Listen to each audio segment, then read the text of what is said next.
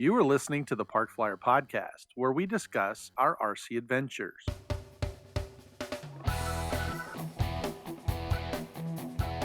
Welcome to the Park Flyer Podcast, where we discuss the ups and downs of the new RC Flyer. Join your hosts, Michael and Jay, as they take flight at the park. Now on with the show.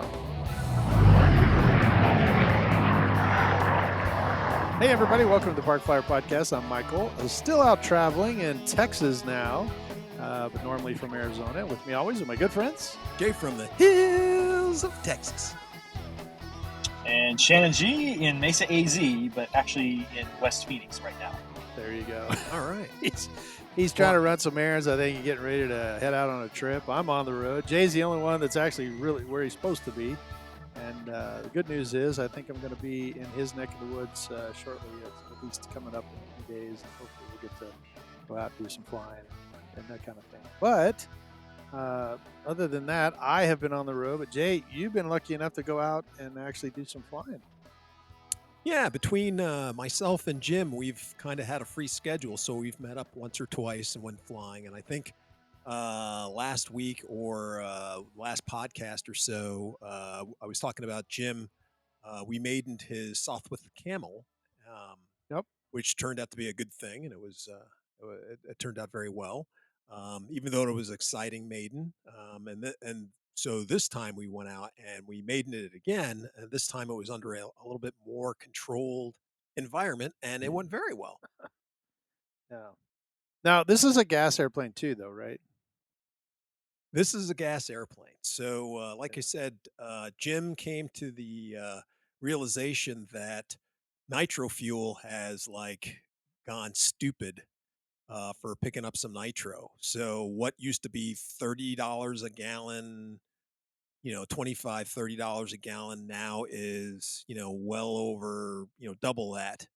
Yeah, I think or it's more. $66. I know he was saying, I know he was saying by the time, if you go ahead and order a gallon, which if you're going to order it, you have to do it, I think in 3 gallons. And therefore you have to pay this hazmat fee plus the shipping fee, plus, some other crazy hazmat, something tax, whatever on top of that, to have it shipped to your house, which just jacks the price up to be, into the ridiculous zone. So, it's cheaper just to go on gas that you can pick up down at the, around the corner at the Happy Mart. So that's what he's doing with his fleet of nitro planes. He's basically exchanging the engines from nitro to gas. So that's what he's slowly doing. And so he basically did 2 planes. One was a stick that he has. I want to say it's like a 90, nitro 90-ish stick. It's fairly big. And then Like he a also big had stick, this small right? 40, big stick. And then he had then he has a like a 46 size plane, meaning 46 as the size of the wingspan. Usually takes I want to say like a 40, a glow 40 to 60, and he in it, and so he basically was able to get like a 9cc, 10cc gas motor to go in for that, and that's what we've been flying the Dolphin for several days now. For weeks or a month now. So he's been trying to help me out to get used to flying gas because I have 2 models that that are set up for gas, and I have no experience, very low experience, maintaining them, fueling them up, knowing what to do to go through the sequence of that. So Jim's been gracious enough to, when we get out there, he's like, actually, I think it works out for him because he's like, hey man, fuel a plane up. And I'm like, oh, okay. And I run over there, my little outfit, and I run over there and I gas this plane. I gas the plane up and he's like, okay, let's go ahead and start it. Hey, warm the engine up. Okay. So I go through the whole thing of getting it started, warming it up. So Smart it's mutually man. beneficial for him and I. So when things don't go right, then he steps in, corrects some stupid mistake that I did. But I do have a follow up to the Sopwith Camel story. As you know, he took it off, was maidening it, was coming in a couple of landings. I like the engine sound. Came in for a couple of landings, And then the oh, that was you. Yeah, he's He was coming in for a landing. The wind kicked up, kind of got threw him off key. The plane was kind of going around. I had to reach in and help him out. It turned out that as with all things, like with I used to do accidents and prevention of accidents and stuff and investigations. And as for most accidents or mishaps, as we call them in the Air Force, for mishaps that happen, it's never one thing. It's always a series of events that happen that either make the mishap happen or put you in a situation that causes the mishap. And as it turned out, we were thinking, oh, it was just the wind that kicked in there, maybe a little weight and balance issue, and that was it. But as it turns out, Jim got home later that evening or the next day. He decided to take the wings off and just go through the plane to check it out, to take a look at it because it had been making a funny sound, and I guess that funny sound was the clunk rattling around in the gas can. I mean, the gas tank, not the gas can, the gas tank. So he goes and he takes the thing apart, and he was thinking that it was either stuck, it was stuck in a corner, or it folded in on itself or something. And so he takes it apart, takes a finally gets to flashlight in there, and he's looking and he's like, huh, that's funny. The clunk's he's moving the plane around, the clunk's moving like it should, but he's like, yeah, that's kind of it's still not rolling around in there right. And as he's looking, he notices that there's no tubing that goes from the front of the tank to the clunk. The clunk's just rolling around in there like it should be, but there's no gas tube connecting the two. So he goes, yeah, Jay, it was a good thing that when you were flying that, when you took over control, that you didn't go to try to climb, that you weren't trying to climb the plane like at 45 degrees or trying to gain altitude, or that you did any acrobatics or you rolled the plane or you just kind of flew it around in a pattern and, attempted to land it. If you had done any acrobatics whatsoever, or even done a semi steep climb, the plane would have, the engine would have quit. died or quit on you.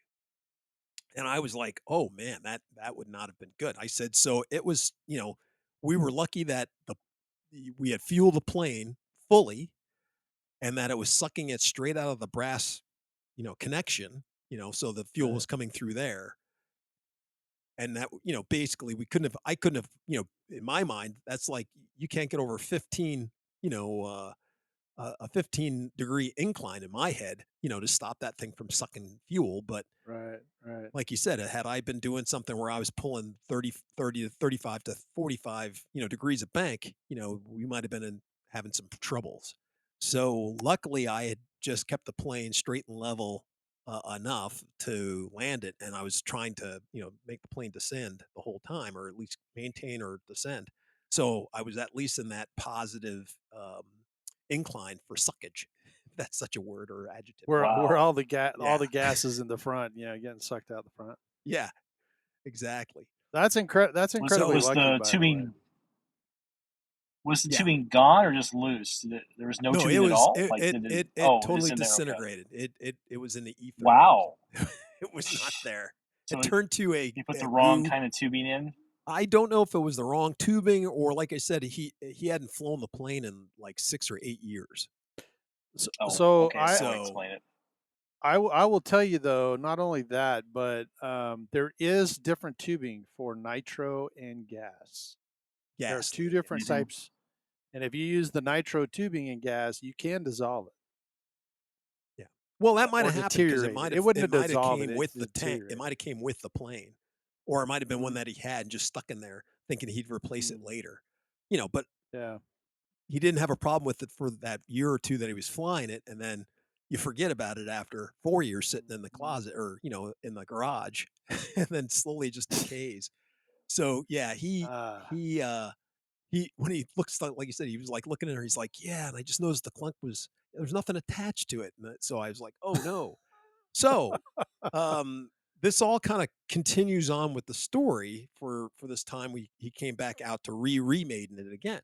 This time, he had gone through the plane from head to toe, made sure he tightened up everything, had replaced the if you guys remember the front landing gear, there was something squirrely with it.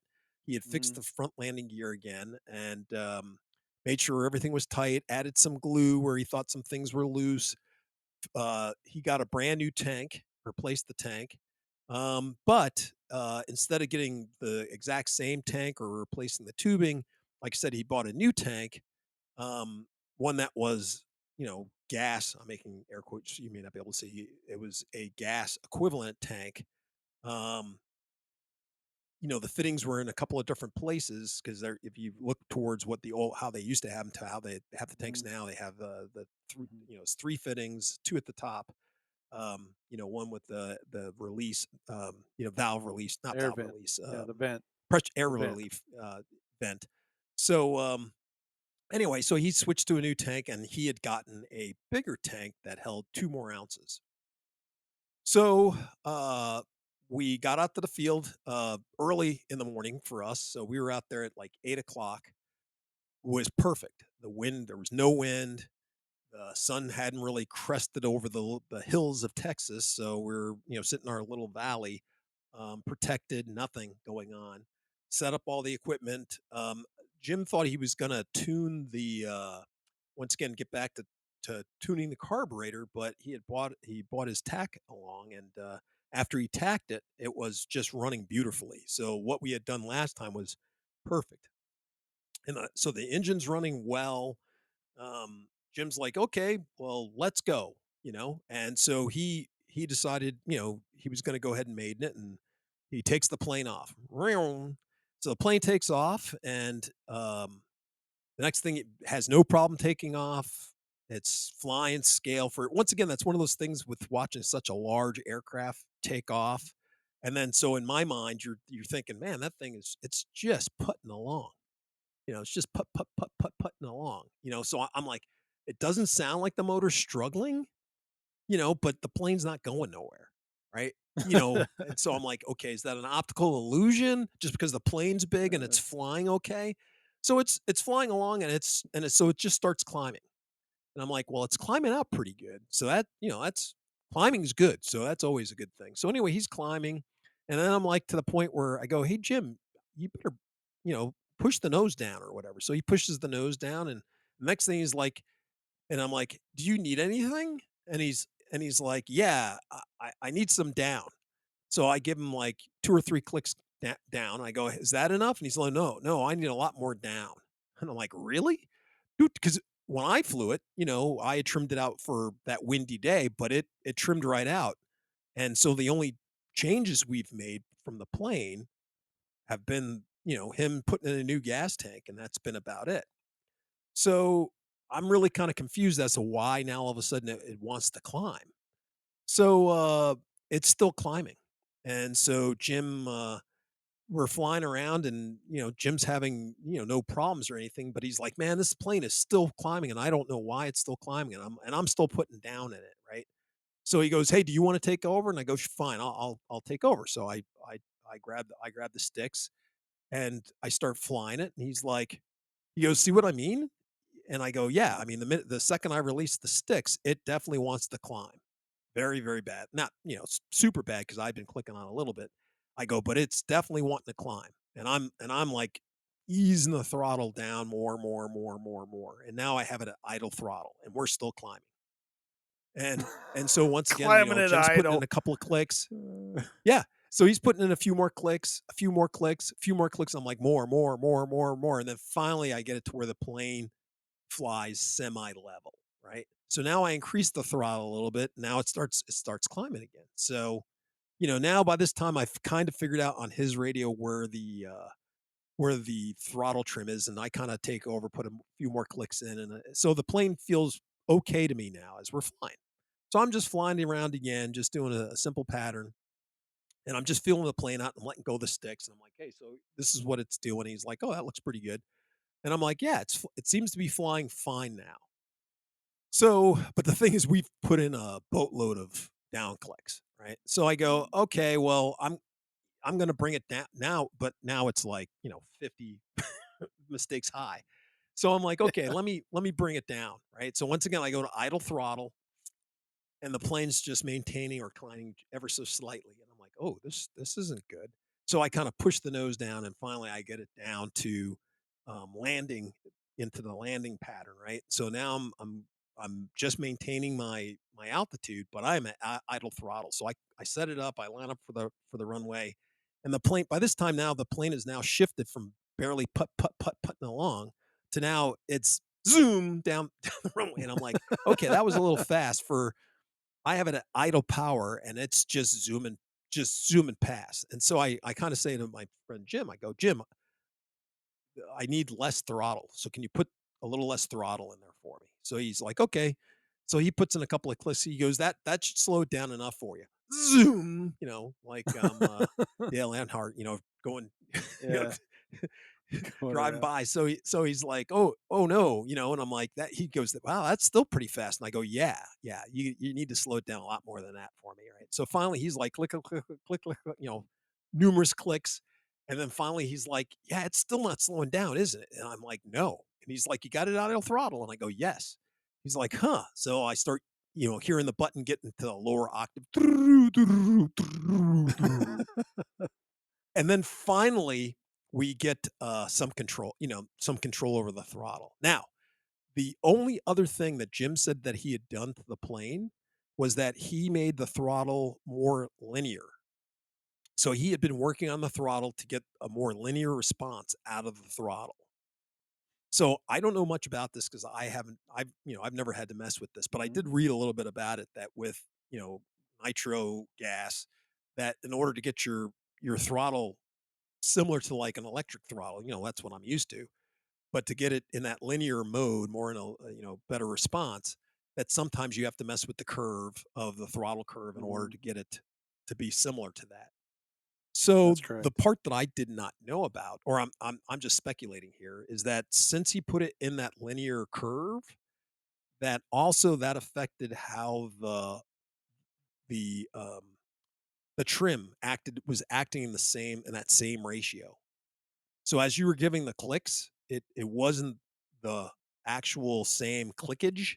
It was Right. it was on a linear curve, the clickage. So you put in a click, click, click. It's not giving you that click, click, click. It's giving you micro clicks to get the full click since it's linear, right? Until you get to that part. Right. The only way I could think of it was like kind of like inverse expo, right?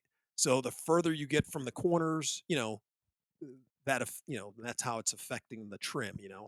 So you have to get way So to the I into the corners in order to get some activity from it. yeah, so That's how I was thinking it the was done. better way yeah, the better way to explain that is if you think about the throttle curve on a ramp versus steps.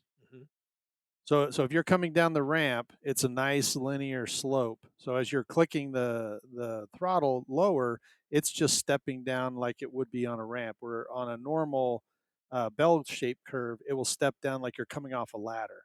So it's like instead of coming down it nice and smooth, it's coming down 3, coming down 5, coming down or 6, coming down 12, that kind of thing. So it just kind of knocks it down so you get it. But does he have a high-low idle on his radio? I don't know. Mm. I don't know. That'd I don't be know if you have it worth set up checking like out that or because not. on my gas airplanes, and I don't know about Shannon, but on mine I have a switch that has a high idle and a low idle. So when I come into land, I flick it to low idle, and it takes it all the way down to No, he where does it's not. He does it barely. all. He does it by trim, by doing the trim. Mhm. That's how he Uh, does his high low. So right. he likes to run it a little higher rich, depending, Hmm. so he has it going a Yeah. little fast. And as he explained it to me, it's so that when you're buzzing around, doing tricks, doing whatever, and then you come back to idle you come out of some maneuver, Mhm. come back to idle. Therefore, with the drag of the prop and everything else, it won't bog your engine down to where you'll make the engine quit. And therefore, by having the high idle, Right. guarantees that Right. you won't you Did won't go ahead. you said they put a bigger tank in, right? Yes, Did it yes, that maybe throw the CG off a little? I was yes. just I was about to going to say get to that that. That too. was the second. Okay, okay. Yeah. That's That the was smart. second thing See, that we got some brain powers working over there. He's thinking, wow, yeah, so he's doing the same that was thing the I was second doing. half of yeah, so that was I've the been in this second hobby a half. long time. Yeah, so that was the second half of the speculation as to why it was climbing because that was the like I said the only change. And he said, yeah, Yeah. it was only, he goes, yeah, but it's only 2 ounces. This plane can take 2 ounces. And I go, but he goes, the plane's always been tail heavy ish. And I go, well, I could see adding the thought of why you'd want to add a bigger tank, but where exactly is that tank coming? Where's it coming out in the body of the plane? If it's not, if you can't put Mhm. 2 4 forward, then you didn't add to you just added to the problem, because now it's more Right. tail heavy, and that would explain Right. why it was trying to climb like a banshee, you know, Right. upon takeoff and everything. And luckily, it didn't really affect the plane too bad. It wasn't so far aft that it was disastrous. It was just Right. enough. Well, Mike, I know for a fact that you like to fly a lot of your planes a little tail heavy-ish. I do. Well, I I shouldn't say do. that. I shouldn't say that exactly because that may throw off the audience. Okay, so folks, you got to realize that when manufacturers make a plane, they they give you a CG. They don't give you the Mhm. optimum CG to give you the best resolution on the aircraft. They give you something that for 90% of the people, they won't have a problem with it. And that is having a nose heavy plane. And by having a nose heavy plane, they're all going to fly and you can trim that, heaviness out. But as opposed to putting it right on the CG, so it's really sharp on the tricks and it's really sharp on your landings, and they tend to stay away from that because then that's when they start getting complaints and getting planes returned because guys don't set their planes up right. And your Right. A10 is a good um, Yep. representative of that, right? It was very Yep. nose heavy. Very, very nose heavy. But, they Yeah, produce it and for the then you took. masses. They Yep. and so it's something that they can do where they manufacture it, and then, they kinda send, hundreds of millions of these things, or maybe not hundreds of millions, but several hundred thousands of them out, and it just makes for a clean, they take the average, of the forward and the aft CG, and they split it right down the middle and say, "Okay, here you go." If it's uncontrollable at 105 millimeters from the leading edge, and it's hard to fly, hard to get it off the ground at 100 millimeters, they're going to say, okay, well, we think the CG should be at 100, between 100 and 102, right? Or 103. They really Right. won't give you that 105, which is the tail end of it. But that is where I like to fly my airplanes, right on the verge of that tail end. And you, from what I understand after this flight, demonstrated that, why I like to fly it that way, Yeah. I believe. Yeah. So the nice part about the plane that we learned when I finally lined it up, when we finally conquered the throttle issue, and I got it to slow down, was that once I got it to slow down, and then it started doing that, messing with my head. It was putting around the field. Just I was just like, is it going to stall? Is it not going to stall? No, it seems to be doing well. And I just set it up for my approach, and it was like somebody put butter on the field, just smeared it Yeah. with butter, and I just greased it in Yeah. there. Yes, it made that sound. It had a little sizzle, like putting bacon in the pan type of landing, Yeah, a and it was little. just came to a land. And even Jim was like, "Whoa, you didn't splay the gear or nothing." That he goes, "The gear barely even moved. That was awesome." And I'm just like, Yeah. "Yeah, Yeah. it's flying really nice now, as opposed to that first landing." But yeah, after we kind of tackled those two issues, or really one, just it was the throttle Mhm. and the climbing issue. Once we kind of got that under control, the plane just flew really, really, really nice. I mean, it was enjoyable to fly just because it was so scale. Like I said, I was a little worried. Jim had told me about the short coupling of the aircraft, and that's what I was always in the back of my head was that I didn't want to get a situation getting a too slow short coupling. Those two things don't mix. And once again, Mhm. this plane is rather important to him.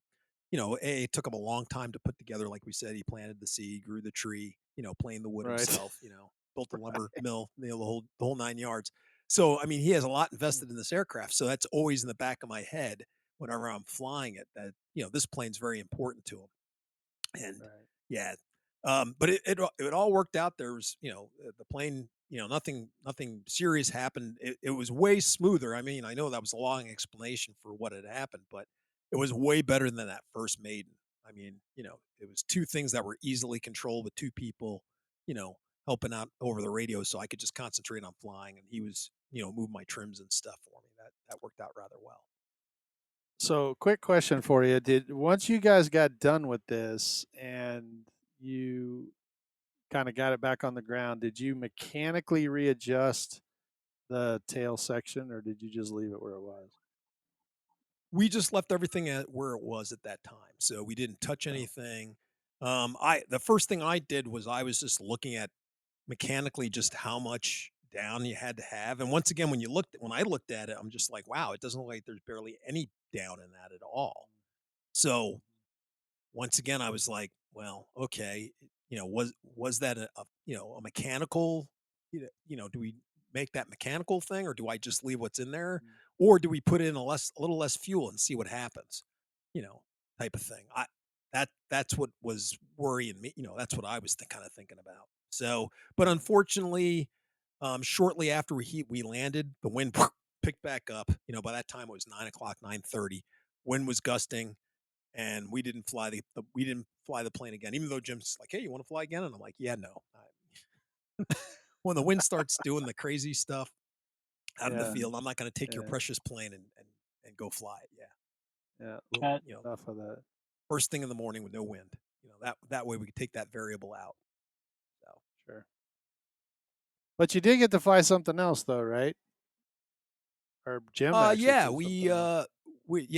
we did fly Jim's Dolphin. So this is the Dolphin. Okay, so the Dolphin's been like a kind of a workhorse plane for Jim. He's had the plane forever. I think as long as he's had the Sopwith Camel, where the Camel hasn't flown too much, Jim has just been flying the piss out of the Dolphin. It's just been a go-to plane for him. He had it for years, and this year, about 2 or 3 months ago, we were out flying, and Jim was like, I really do like this plane. And now that I have this gas engine on it, it flies forever. The motor's getting broken in. It's flying better and better and better. And he goes, the best part about this thing, I've never crashed this plane. And I kind of looked at him. I oh, go, oh, why'd you say that? And right, I mean, the very next flight that we went up to fly, Jim got disorientated and he just crashed the plane. And I'm like, "Oh, wow. You haven't crashed this plane in like 15 years. You've never crashed it the whole time you've owned it. You mentioned that, and then of course you crash it. The RC gods were not favorable with Mhm. that. But Jim with his mastery of fixing the plane had it back. You couldn't even tell that it crashed. And then Mike, like I said, Mike came down a couple of weeks later, or or a couple of weeks ago, when he was going to fly. He you know the plane wasn't quite up to speed. He was very close to the edge of the field with the grass. It was just a series of events, and he ended up cartwheeling the plane, and he kind of broke up the wing and broke up the body a little bit, and you know we were kind of all down about it. Um, and once again, Jim, spent a week. His wife was a little pissed because she didn't see him for that week, but he put the plane back together and it came back looking spectacular. And we flew it like week before, and the plane flew absolutely fine. And I had mentioned to him that last flight, I had mentioned to him that maybe we should put a gyro. If he had some spare gyros or something at the house, we should throw a gyro in this plane, and I think it would work a little bit better because I was having a problem that once you got the throttle under half, it it definitely would start diving, not diving, but it would start dropping out of the sky, and that had to do it once again with that whole linear old throttle, getting the throttle set up correctly. um, so I was having issues with that, and once again with the way the crosswind works at that field, I was like, yeah, probably because to back up, he has another plane called a Kingfisher, which is a foamy, and it's very similar to the Fun Cub. Um, the plane's great. He threw a gyro in that for another guy that is just beginning learning how to fly. That comes out with Jim, and so he had thrown this gyro out on the thing, and we had figured it all out, and we tested it on the buddy box, and it worked fabulously. I mean, it just works so well, and it makes anybody doing a landing looks like you're a super expert. I mean, it just that gyro really helps out to smooth out your landings and makes them look beautiful. It helps with your approaches, the whole 9 yards. So after seeing that thing fly, I go, "Hey, if you have any more of those gyros, I think you should throw one in, you know, in the dolphin." So Jim's like, "Yeah, I think you're right." So when he comes out there this time, when we after we flew the camel and the wind picked back up, he goes, "Hey, let's fly the dolphin." I go, "Hey, that sounds great." He goes, "Well, I put a gyro in that thing. Let's let's go ahead and test it out, make sure the gyro's working properly, and then we'll go fly it." I go, "Sounds good." So we go through the whole scenario of setting it up. Well, it was already set up. Jim had already set it up, but we tested it. I held it and had him turn up the gain, to go at a high rate, and we would, you know, put it in the dive, see if the tail, comes up and left, right, and made sure everything was working right, and it was. Um, then we were getting ready to fly. And so before, I had the radio because I had started up the plane and stuff. Um, and I made sure that the rate, this time that the radio allows you to turn the gyro on and off. So I made sure the gyro was off, reconfirmed it, and then Jim was going to go ahead and take it off for the maiden. And once again, um, the plane the last time we flew it flew perfect, and we had trimmed it out and everything. But now we have a brand new receiver in it because he had gotten one of those lemon receivers with the gyro built into it, in this plane. So now everything's is off. So whatever settings we had before won't work for this aircraft. So it's, like you said, a brand new Right. maiden in a sense. So, unfortunately, upon takeoff, it was a beautiful takeoff. Jim was doing, a classic takeoff and everything. It left, was departing the field perfectly. He got it about, I don't know, 20, 25 feet off the ground. And now this is where we're not sure if we had interference on the receiver, on the actual receiver, whether it was something with the plane, a linkage problem. We're not entirely sure what was going on with that. But the plane kind of tilted to the right a little bit. It continued to tilt to the right, and unfortunately, it just got into an attitude, uh was unrecoverable. I couldn't get to the aircraft in time because I was standing behind Jim a couple of feet. Right. He had Right. just kind of moved a couple of feet in front of me, so everything was happening nice and smoothly, so I didn't think there would be any trouble with this particular plane. So I was not within arm's reach to, in order to grab it or do it, take any control. And unfortunately, Jim crashed it, and it looked like somebody spiking a football when he hit. So when we No. got up there, there was no putting the pieces back together because now it was all balsa wood. Yeah. I mean, well, it Right. was made from Right. balsa wood, but I mean balsa sawdust. It's So rekitted. Right. yeah, it's Yeah. rekitted. In fact, a kit form. That's a good one. Um, but it wasn't die cut. It wasn't die cut, that's for sure. So, it was more Yeah. sawdust. So unfortunately, that plane was trashed. But I turned to Jim and I go, "Well, the good news is from when Mike was down here, AK Mike was down here. I said the good thing was I looked up the plane and saw you can buy a replacement. So you can get a replacement airframe." I will tell you the weirdest part about it, gentlemen. I've spent another week just looking for balsa kits, not just that particular model. I'm talking about balsa kits for nitro airplanes. And you would think I was looking for unobtainium. I mean, I have not been able to find one or find one at a decent price. I mean, the planes seem to be all, I mean, marked up like a third, two-thirds higher than they were seemingly 6 months ago. That Wow. dolphin, which was in stock, less than a month Everywhere. ago, now is not. Yeah, it was in stock everywhere. Now I cannot find that aircraft anywhere. And any plane that's similar to it, like Tower Hobbies, I didn't realize that they had went out of business or whatever, or now Yeah. they're getting Fire cleaned out or Horizon. Yeah. whatever. But they yeah, they had nothing. I mean, I was just looking all over, couldn't find a kit. I went to all like Value Hobbies. I went to all these different hobby stores where I used to get stuff. Hobby King, nothing. I mean, it's like a little desert, mini desert out there for aircraft. So Yeah. yeah, that's the most disturbing thing that, you want to get a kit plane, you might as well be go back to building your own or planting a tree. You're looking for gold. It's pretty bad. Or go to Pegasus Hobbies in Upland, California. They have a lot. That's true. Oh, there you go. That's true. I did not look there. Piles. Yeah, Pegasus, and then I actually sent you an eBay link there, Jay. So Okay. the guy was advertising that he had some dolphin for sale, but I don't know if he sold it yet or not. You can check it. All right, I will definitely check. Well, that out. yeah, well, that's kind of unfortunate that accidents do happen, and we all have those stories where something catastrophic happens. But unfortunately for Jim, I will jump on the web in my little off time that I do have and see if we can find it. Unfortunately, our time is up. Yeah, unfortunately, our time is up. But Shannon, he can look around as well, and Shannon's going to Hawaii, so we're going to wish him best of luck. He's going to have to come back and tell us about his. There you go. Over there. He's got something special planned over there that I think he can tell. Yeah, he can tell us on the next go round when he gets back.